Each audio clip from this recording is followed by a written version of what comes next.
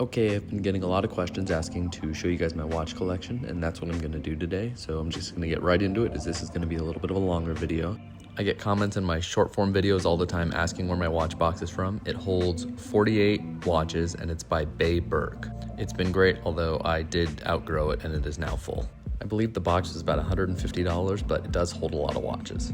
Now, starting with this first drawer on the bottom, in the bottom left corner, I actually lost one of the pillows. So this is my miscellaneous watch pile. These watches either need repairs or I'm not sure if I'm keeping them, but that's why they're not in their own drawer. So we're going to start off with this Gerard Perregaux tank. I believe this one is missing a minute hand, which is why it's here. Otherwise, it would definitely be in the keep pile. I love these Art Deco style watches, but Gerard Perregaux is a brand that I don't see doing them a lot. This watch is running, which is great, and it has really nice fancy lugs. I think these Art Deco watches are very underrated. You can find them very affordably. I think I paid $60 for this one. It is also weird to find them in stainless steel like this. I'm not sure if this is stainless steel or if it was gold filled and the plating just wore off, but I don't see any plating anywhere and it was not marked gold filled. If this watch was up to snuff, it'd probably be worth about $100 to $200, which is going to be a theme you see in these collections, is I tend to get my watches for cheaper than what they're worth. This is actually one of the ways that I've been able to amass such a large collection when I didn't have a significant income. Now, this next watch was actually the first gold color watch that I ever owned. It's an old Hamilton, probably from the 1940s era. It's a manual wind watch, and I believe the model was called the Langdon, and it also has some very unique lugs. It's also a very small watch. It's a little small on my wrist, but you're gonna see in my collection I have tons of different sizes. I have oversized watches and very, very small women's watches. But this is actually one of the older watches in my collection, and I did get this one serviced. Now, servicing watches isn't something that I do all the time because it's very expensive, but I was lucky to get this one serviced, so it runs great. Now, the next watch in that pile is actually going to be my Japanese market Citizen Datestar Custom. I got this at a thrift shop when I was in Japan, which is one of the reasons I kept it. It's a little small, but the UFO style case actually makes it wear a little bit better on the wrist. When I went to Japan, I was looking for watches all around, and I actually thought I was going to find more of these Japanese market watches. And this one's a little small on me, as you can tell. It's cutting off all circulation in my hand, but I ended up keeping it because it was one of the only Japanese market watches that I found there. Luckily, it has a nice dial and a unique case shape, although the crystal needs to be replaced, and it has this cool Parawater engraving on the back. Now, some of you are going to hate this next watch, but I have kind of a nuanced take on some of these fashion watches from high luxury brands. So Fendi is not a watchmaker, and I would never recommend that you go out and buy this watch for $500. But you can find a lot of watches from brands like Gucci, Fendi, Burberry that have Swiss quartz movements. Some of them have sapphire crystal. This one is very nice design and gold plating. I paid $15 for this watch at a flea market. So, like I said, if you find this watch for $300, I don't think it's worth it. But you can find really good deals on these, and for what you're getting, it's a pretty quality watch. So next up is going to be my Shinola. This is a Detroit-based American watch brand that uses Swiss parts. There's a little bit of controversy for this brand about whether they were getting their parts and if you can say this is an American-made watch. I believe the brand started in an old aircraft factory in Detroit and began making watches, and I'm always for up-and-coming watch brands, so hopefully they can make some good watches. I do have to say I am a fan of high-quality casebacks, and this caseback is really cool. The serial number and the high quality of this back case panel is really cool. Next up is going to be the cheapest watch in my entire collection. So this is the Casio A15W8A. I actually held out a really long time before I ended up purchasing a Casio, and the reason that I bought this one is because it's one of the cheapest movie watches you can buy. It was worn in the movie Everything Everywhere All at Once by the character Wayman. After I saw that movie, I hunted down this watch and bought it for my collection because it was one of my favorites, and I thought it was so cool that you can get a watch that was the same watch worn in a movie for so cheap. I believe this watch is like $23 right now from Casio. I remember buying this watch specifically so I could make a TikTok out of it. I was so excited to talk about this watch in the movie, and the TikTok did horrible. And I was like, wow, I really thought that was gonna do great. And then like 3 months later, it got hundreds of thousands of views. So I was so excited that everyone else also felt the same. So under this watch, I found this small old Omega tank. Sometimes I just keep this stuff in my watch box because I don't want to get rid of it, but I have no plans on what I'm doing with it. This one, I know it doesn't look like it, is actually gold. It's marked on the inside case back, and I tested it and everything. But moving on, I have a couple Citizens, and this one is one that I ended up actually getting in a huge collection deal from one of my followers on TikTok. This is the only watch that I ended up keeping from that entire deal, but I really loved the integrated world time bezel that can be adjusted with this top crown here. If you ever see a secondhand Citizen out in the world or at a flea market and it looks like it stopped, it probably will run again. You just have to leave it under the windowsill for about a week to 2 weeks and it'll be running like new. Can't tell you how many times I've purchased eco drives where the person thinks they're not running and I've paid $1 to $5 and then I leave it under my windowsill and it's perfectly running in a little bit of time. It's a little big on my wrist, but I do really like the design and it's a really good grab and go. Next up is a really cool vintage piece by the brand Yema.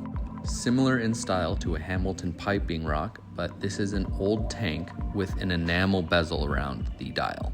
Now, the enamel is mostly intact on this watch, which is one of the reasons that I paid for it.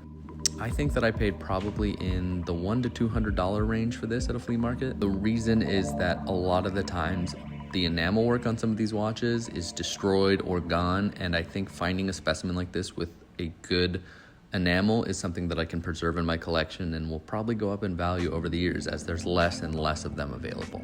This is one of two great alternatives in my collection to a Hamilton piping rock because the piping rock is in solid gold, which makes it hard to afford if you don't have a good income. This one being gold filled made it much more affordable and a really cool piece in my collection. Nothing too big to say about this next piece. It's just a really classic automatic Seiko, 17 jewels. I really liked how clean it was and it has a charcoal gray dial. So instead of getting rid of this one, I just thought I'd keep it in my collection for a rainy day. One of my favorite parts about having these skills of knowing what watches are and where to buy them for great prices is that I actually end up getting them for my friends as gifts a lot of the time. In medical school, my entire friend group had watches that I got them. So this is one that I kept as an example of, oh, you know what, someone else might like this one day. I stole this next watch from my father because we were at some event on Thanksgiving and I was wearing a blue shirt and he had this watch and I was like, hey, that watch is nice. Can I wear it? And he was like, yeah. This was a manual wind Victorinox Swiss Army watch. And one of the reasons that I ended up falling in love with it was actually, it was the first watch that I ever saw that had a display back. At the time, I was mesmerized by this. I just had never seen one before and I thought it was so cool. And my dad ended up giving it to me. And I keep it in my collection as a really good dress watch. If I'm wearing like a dark blue button-up, dark blue suit, this watch is a great piece to bring with that. My dad saw how much I liked it and he ended up giving it to me. We tend to trade back and forth watches all the time and he likes passing them down to me more than selling them or getting rid of them. So that's one of the ways that I got this watch. Now, this next watch is a sentimental piece in my collection. This piece is from a Russian brand, and I believe it is called Novit. This watch belonged to a family friend. It was actually a gift from my father to this family friend. I spent a large amount of my childhood at that family's house, with their kids, with their family, doing a lot together. This person ended up passing away, and the watch was given back to my father. And I kept it in my collection as I had a lot of great memories with that family growing up. I have never replaced the strap because you could see how much he used to wear it. It is crazy. None of my watch straps have I worn that much. So I thought it was just a really cool piece to keep in my collection. It's manual wind and has an alarm function, but none of those are the reason that I ended up keeping this watch. Now for a watch that I don't actually own anymore. This is my Orient 3-star, and it has a very unique dial. I want to say this is a Kanagawa dial, but I'm not too sure. I actually ended up giving this watch to my friend Michael. Unfortunately, he is in Sudan, I believe, so it's hard to get it to him. So we're waiting for when he comes back to California so that I can give it to him. The crystal was actually cracked when I got the watch, and I know it kind of still looks like it, but that's actually just adhesive from the new crystal that I put in. I'm going to fix that up, but I was really happy that I got to replace the crystal. I was going to try it on for you, and then I realized that I already resized the watch, so it will no longer fit on my wrist. But this is another watch that I ended up getting in a huge collection, and I pulled this one out for my personal collection because it was so cool. But it is going to my friend now. I absolutely love this next brand. Baume Mercier is a Swiss watch brand, and I think it's super underrated. Now, this watch is actually a woman's watch. This is a Baume Mercier catwalk. I hate calling watches men or women's watches. It's just the common terminology. The fact of the matter is that if a watch looks good on your wrist, then it doesn't matter what it's marketed as. I have never understood why subtracting 6 millimeters from a watch would make it exclusively for women. One of the reasons this watch is so important in my collection is I actually ended up doing a TikTok on how I love this watch, even though it was a woman's watch and I wear it all the time. That TikTok actually ended up being seen by a journalist for the Wall Street Journal who ended up interviewing me in a piece on men wearing women's watches as a fashion trend with people like Mike Nouveau. I thought that was such a cool thing to happen. I think the article was called "The Biggest Trend in Men's Watches is ... women's watches." But because of that, that piece will never leave my collection. You can find those really affordably too. I paid $80 on Mercari for that one, and it had a really nice mirror dial, but if you don't like that, they have other ones with more matte dials. Here's another Citizen. I think this one is actually really well designed from an aesthetic point, but there's a huge flaw in these watches that I've seen with multiple of them. I believe this is a Citizen PRT, and like I said, it's not running now, but actually in the course of making this video, it got enough light to just start up again, as you can see. Now, one thing you'll notice that I noticed with a lot of these watches is if you see the power reserve indicator, it's actually below normal and it will no longer go up anymore. It's a problem that I've seen happen 2 or 3 times with these watches, and honestly, I would love them so much more if they didn't. On one of the watches, I think I cracked it open and just put the power reserve stuck on high because it was bugging me less. But I don't really want to get rid of the watch because the power reserve is broken and I don't want to wear it that much, but it's in my box for now.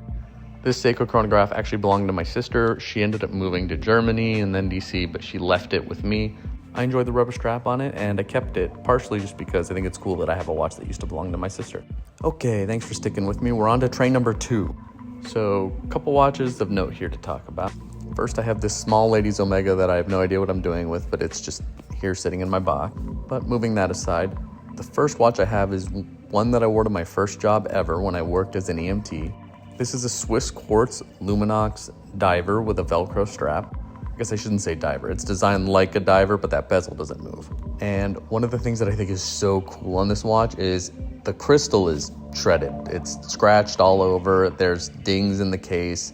And I love that because it just shows how much work this watch put in throughout my entire job as an EMT. I originally started off studying and training to be a firefighter, and that job was a lot more vigorous in terms of the physical activity I was involved in compared to now where I'm a doctor. So I love just keeping this watch as a callback to the past when there was a different career path in sight for me. I don't really want to talk about this next watch. It's nothing special at all. It's just a Torno watch that was given to some Honda employee. I think I found it for really cheap online or found it at a flea market or something. Torno is an authorized dealer for brands like Rolex, and so I thought it was going to be more than it was, but it's just a Swiss quartz movement, and it's kind of too big on my wrist, and the bezel doesn't move, and it looks vaguely like a Cartier, so I never wear it. This next watch, however, is actually a one of one. There's only one of these watches in the world, and that's because I made it. When I started off collecting watches, I wondered how easy it would be to assemble my own watch from parts that I source online. So I bought a Chinese-made Eda movement. I bought this panerai style case, as well as this dial, which was actually made in Switzerland. The project was really messy. I messed it up at a bunch of points, and I had to shave down that dial just a little bit so it would fit in the case. I think because I was so bad at it is part of the reason that I like this watch. I always say to myself that the only way I've ever been good at something was by being bad at it first, and so things like this where I venture out of my comfort zone to do things that I haven't done before, I think are really cool, and that's why I have this watch still. I'm a big Omega fan, and vintage Seamasters are actually very affordable. I've found them tons of times for around $300, but a gold-filled version with a black dial is actually much more valuable than the traditional stainless steels with the tan or cream-colored dials. I got this watch serviced. It used to belong to my uncle, and he was looking into getting rid of it, and I ended up purchasing it off of him. This watch is a fantastic dress watch because of that black dial. I think one of the reasons that I tend to prefer Omega over Rolex is because it says that you know a lot about watches without being as showy as a Rolex would be. Now, that's just my personal opinion, and I think that they are comparable in quality. So if you notice in my collection, I'm gonna have a lot more Omega than I will Rolex. But another brand that I actually feature pretty heavily is Hamilton. Hamilton has great modern watches. I tend to prefer them to their vintage models. Their vintage models are a lot of the same. I believe this is a Hamilton Railmaster. One of my favorite features of this watch is that sub-dial around the center of the dial that has the orange text, which matches the orange stitching on the bracelet that this watch came with.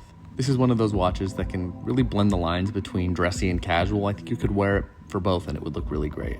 I describe Hamilton as an entry-level luxury brand. You're gonna be buying these automatic watches for probably somewhere in the $600 to $1,000 range. Next up, I'm gonna show you two watches at the same time because one of them might cause some controversy. Now, these are both Gerard Perregaux gyromatics. One of them is old and has the original dial, or at least original when I got it, whereas the other one is one that I actually went and refinished. And before you crucify me for refinishing a dial, the dial that we originally got with the watch was completely trashed. You couldn't even see the logo. It was wearing through, and I was never going to wear it that way. I've always been of the opinion that if you're going to do something like refinish an old watch or polish it, then it should be done in a way where you're saving an old watch that is likely not going to be worn. On that same point, there's a huge difference from refinishing the dial and polishing the case of a Gerard Perregaux versus something like a Rolex, where you're trying to retain the value of that watch. I think the GP ended up looking amazing, and I'm so glad that I have it as a really cool refinished example. Modernizing a vintage piece like this is something that I think shouldn't be frowned upon that much. And if you're approaching it like I was, where you're saving an old piece instead of shredding down one that looks really great on its own, I think it's done very well.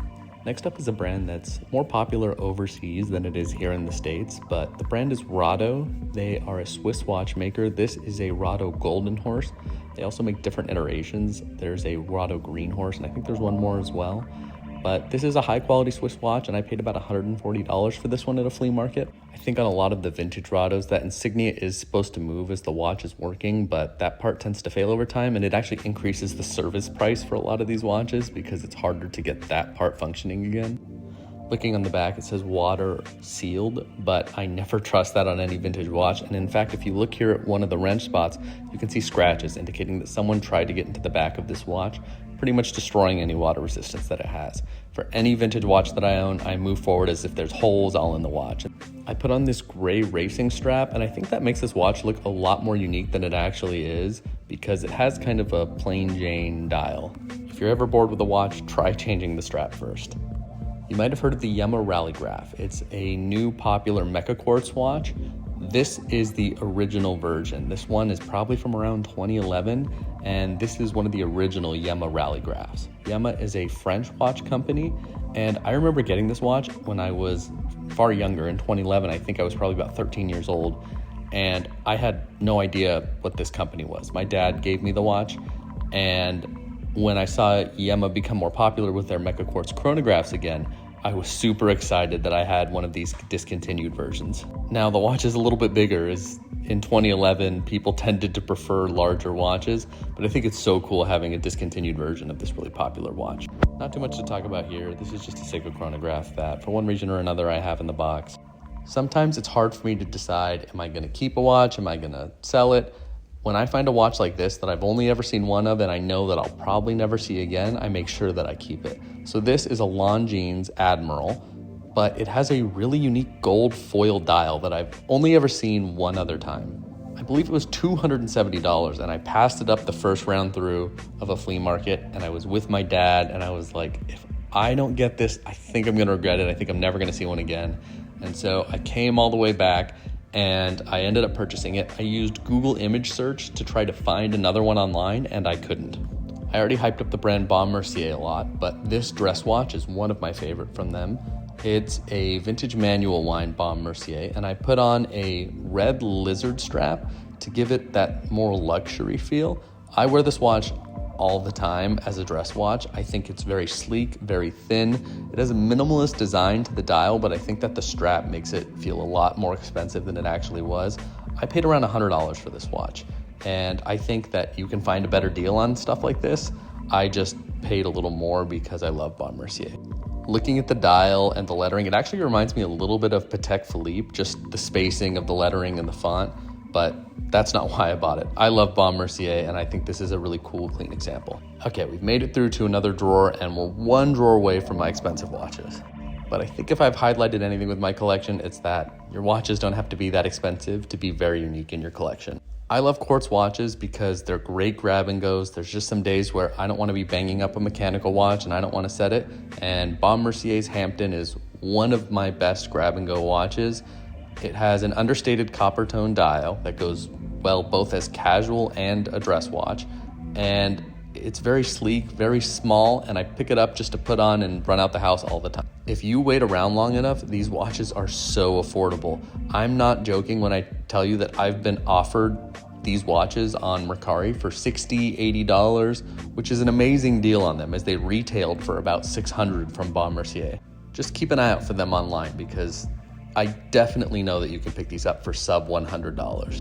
Now, this discontinued watch I kept just because I hadn't really seen one before. This is a timex automatic, and it's a really complicated watch for being a timex.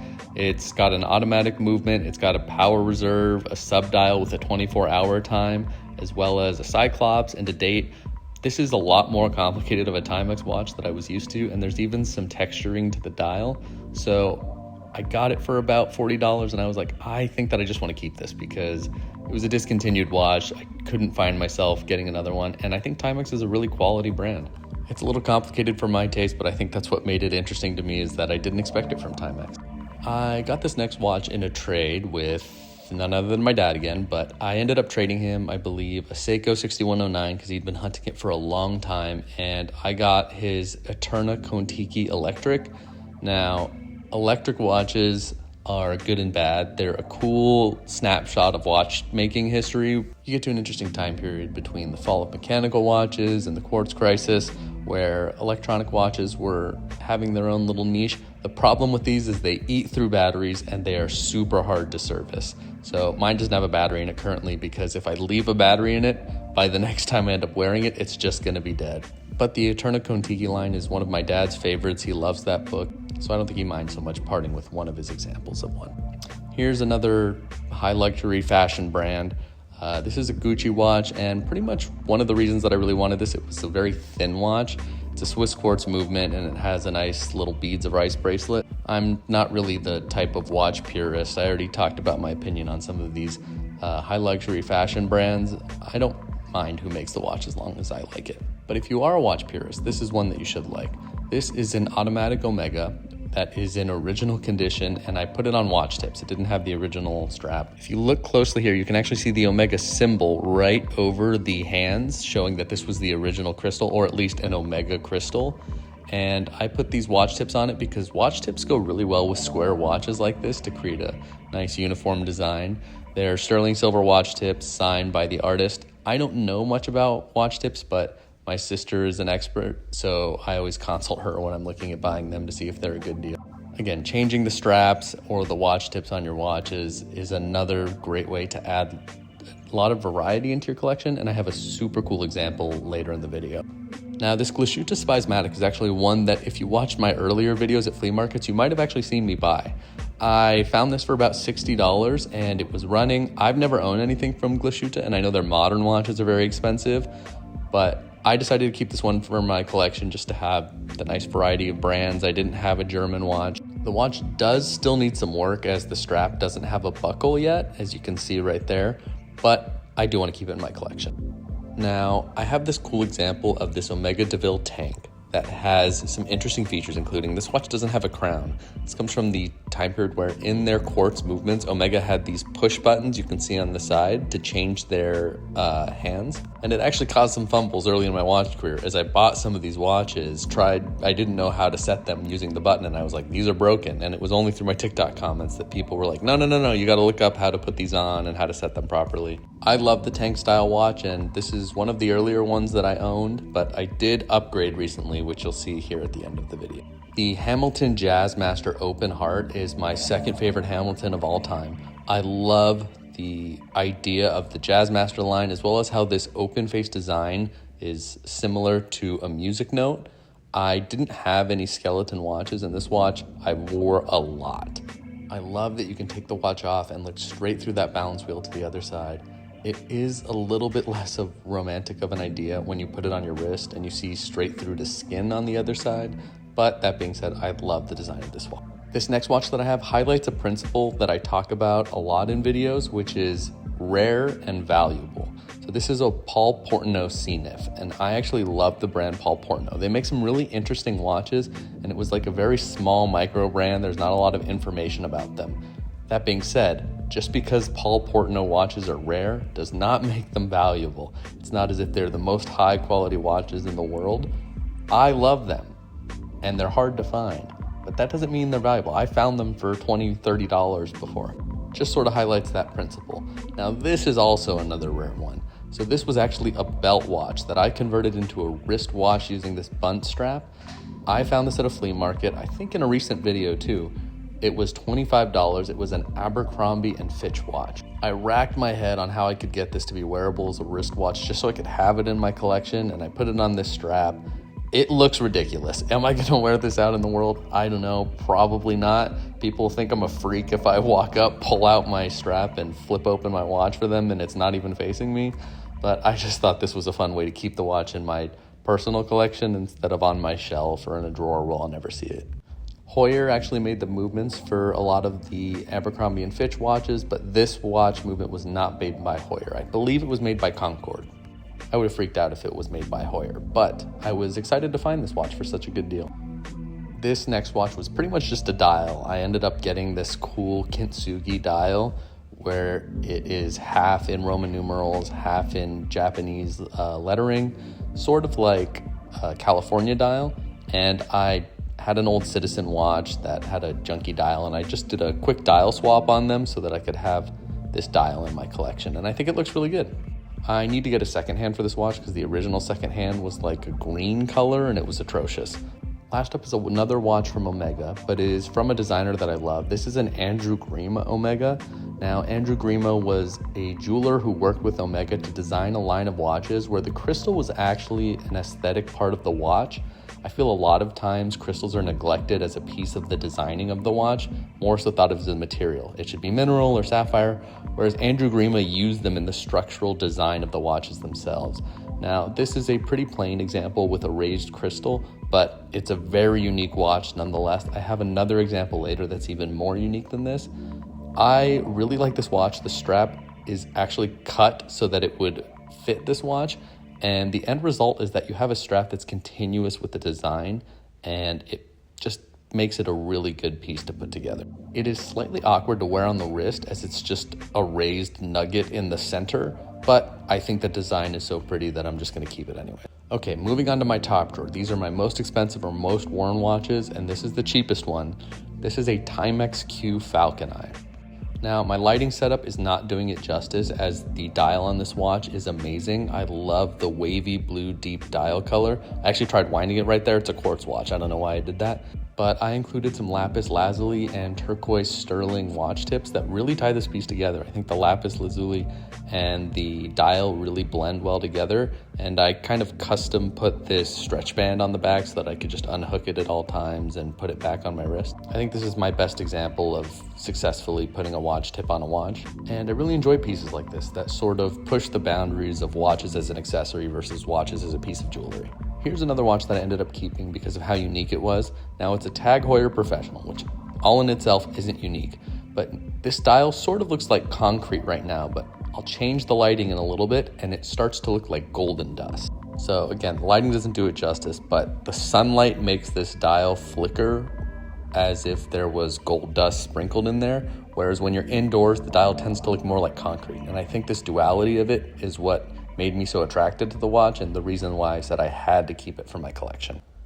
Now, this next watch is a great conversation piece, and I definitely should have wiped it off before I showed it to you as there's dust on it, but this is a Hamilton diver. It's a quartz, Swiss quartz diver, nothing too special until you take the watch off and look at the case back. When you look at the case back, you see that this was a gift watch given to the athletes of the United States Sochi Olympics 2014 team.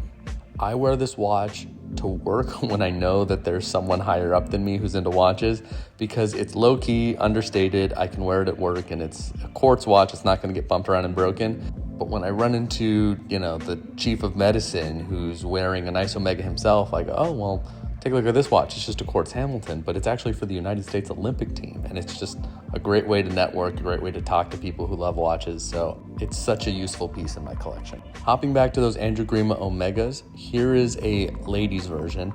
And if you look, this crystal is almost cut like a gemstone, this is the first Andrew Grima example that I saw that got me into them in the first place. I'm hoping to change this strap out with something that's more of a jewelry design, maybe like a chain silver bracelet or something, but that's going to take time and money, which I don't have right now.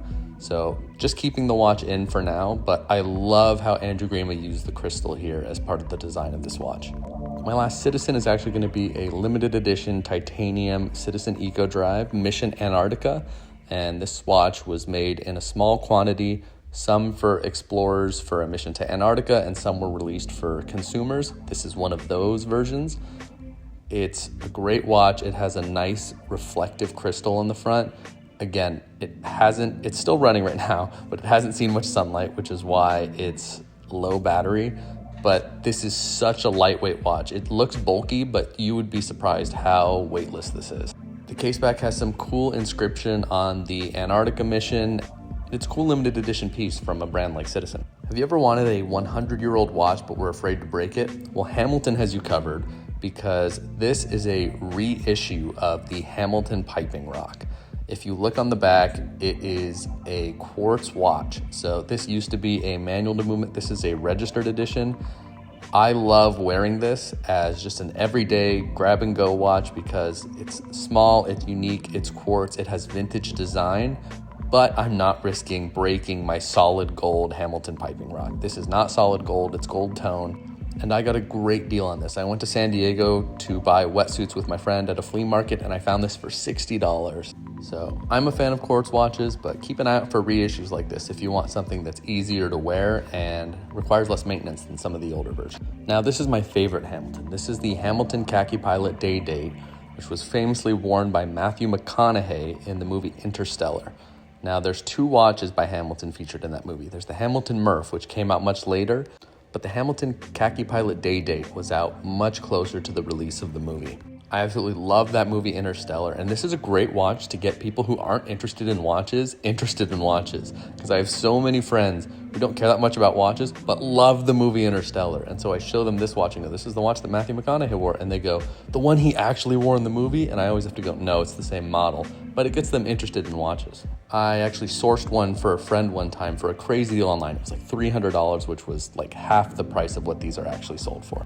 This is the only solid gold watch in my entire collection, and the reason is I bought a large collection specifically for this watch because the shape of the dial, I was going to replace it with a Rolex movement that I had.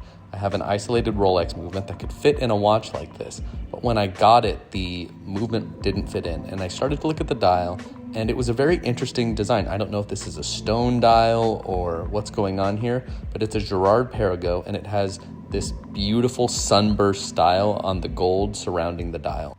In the end, I'm really glad that my Rolex Cellini movement didn't fit in here because I would have felt bad taking this watch apart for it, but it is the only solid gold example that I have, and I'm definitely going to be keeping it because I've never seen anything like it. It had the original Gerard Perregaux strap as well as the buckle, and with the price of gold, it's one of the most valuable watches I have. Like me, my parents are also good at finding great deals, and when they were traveling around the country, stopping at pawn shops and antique stores, they found this Rolex Datejust 1974 for about $1,200, and they ended up purchasing it and giving it to me as a gift for my college graduation. It has an engine turn bezel, and the Rolex Datejust is one of my favorite Rolex models that has ever existed. I've never been a huge fan of how showy a lot of Rolex models are, and I think a Datejust is very understated, well, as understated as you can be for a brand like Rolex, and the black dial really calms the watch down a lot. I said earlier in the video I'm more of an Omega fanboy, but the Datejust is one of my favorite models from Rolex. I don't expect everybody will be able to run around and get one for $1,200, but I also know that Rolex is one of the most important watchmaking brands of all time, and it's pieces like this that make me understand why. Switching over to competitor Omega, I have my Omega Seamaster Planet Ocean. Now, this was the same watch that James Bond wore, I believe in Quantum of Solace.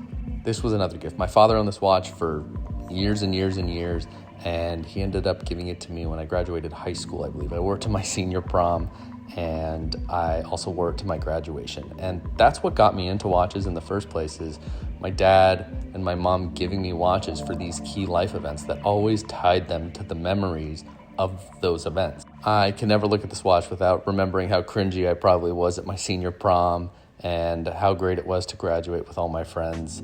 The watch wears a little bit bigger on the wrist, but the water resistance is amazing. Whenever I'm washing my hands, I am not worried about this thing one bit. I will never take it into the ocean, but I do wash my hands with it sometimes.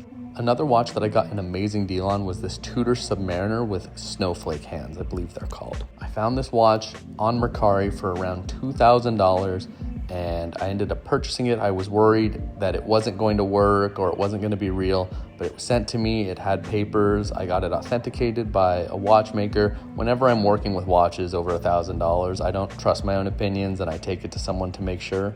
Even though I said I'm not a huge fan of Rolex compared to Omega, this highlights a super cool part of Rolex's history where they wanted to make more watches for the everyday man. And so they made Tudor that used these Rolex casebacks and Rolex crowns with high-grade movements from other places so that the everyday man could afford them.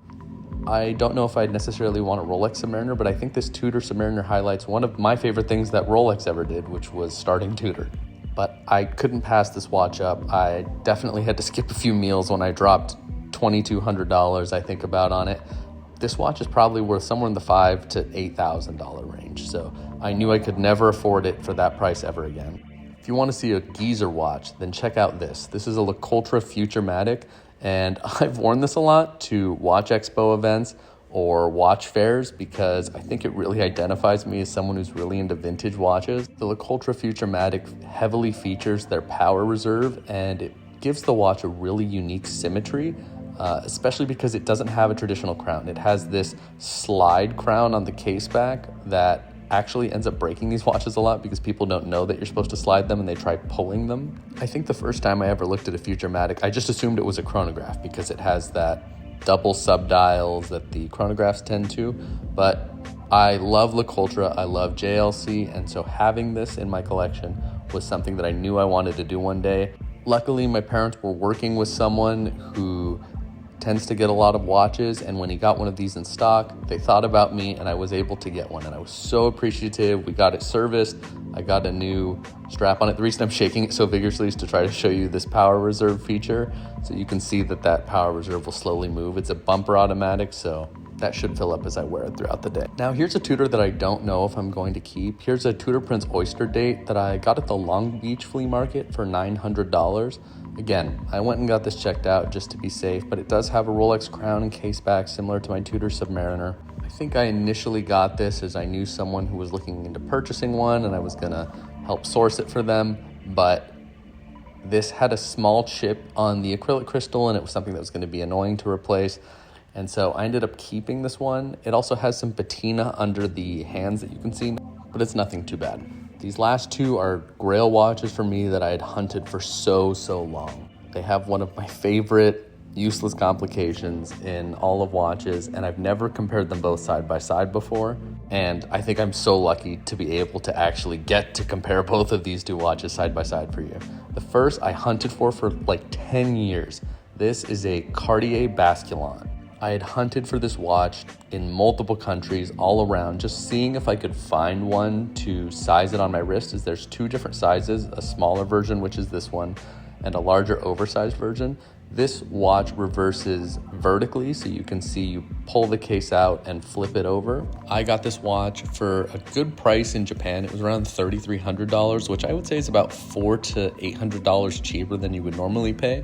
If you watch my buying guide for Japan, I think you can actually see me purchasing it in that video. But I've always loved this watch. I think it's such a unique design. I love Cartier tanks, and including that reversing feature in it is one of my favorite things of all time. It's a quartz movement, which means I'm not too worried about it breaking, and it's a little more durable, so I'm more comfortable wearing it. But I walked into a store in Japan, I think it was Ginza Raisin, and I saw it there and I freaked out. I had to try it on, and when I saw it was $3,300, I spent the rest of the money that I had for that entire trip on that watch. And I'm so glad I did, because now this watch is a great memory of, the end of medical school, my trip to Japan with my buddy Zach, and finding this watch that I'd been hunting for 10 years. Now, this watch has a feature that the next one will not, which is you can actually stand it up like a table clock. So if you were, some type of traveling businessman in a time where you didn't have a clock for some reason, you could leave it at your bedside and look to it and have a clock there. Now, you're likely more familiar with this reversing watch. This is a JLC Reverso, and this watch actually belonged to my mom. And for the last 10 years, ever since I made my transition from, working as a EMT and studying to be a firefighter to trying to become a doctor in medicine, my mom had always said that she would save this watch for me for when I graduated medical school. So after 10 years of undergrad and med school combined, I finally got this watch a couple weeks ago and wore it to my medical school graduation. I lied earlier when I said I only had one solid gold watch, because this watch is also solid gold. It's just so recent that I forgot about it. It has a very nice ostrich strap along with the original JLC buckle. And the black dial is something that I haven't seen commonly in a lot of Reversos, and I think it has a very nice design that I'm not used to with other Reversos, so I'm so glad to have it. It was one of my grail pieces.